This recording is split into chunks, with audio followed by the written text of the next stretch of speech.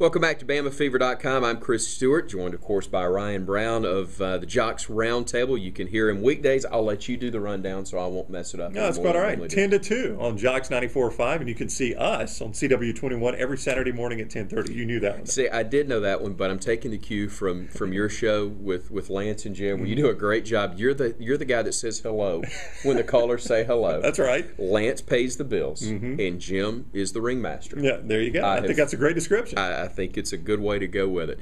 Alabama taking on Arkansas, huge game in the SEC right now. And I think, Ryan, as good as Alabama has looked in the first 3 weeks, we really learn about this team in the next two.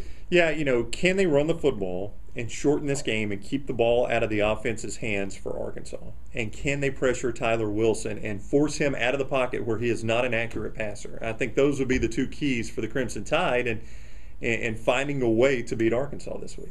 You look at the quarterback situation, and I think a lot of people are surprised, not that Alabama has apparently settled on one, but the way that A.J. McCarron has been so good and so effective. Not that he's been perfect, but clearly right now he is the guy to lead this football team, although it is obviously subject to change. It is, but I do think he's been solid for Alabama.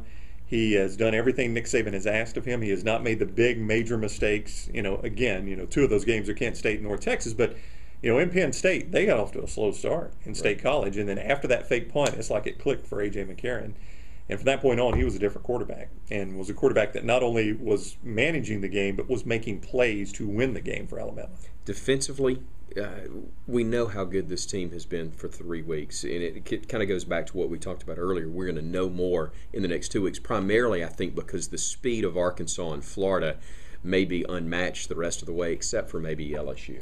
Well, yeah, and I think Nick Saban said it best. If you can find a better group of 4 receivers in the nation outside the NFL, show them to him, because I don't think there are. So this will be definitely the biggest test for that very talented secondary and for the pass rush, like we said, to try to make Tyler Wilson uncomfortable back there. Little challenge to his own receiving corps as well. That's got a couple of pretty good ones in Marquise Mays and Darius Hanks.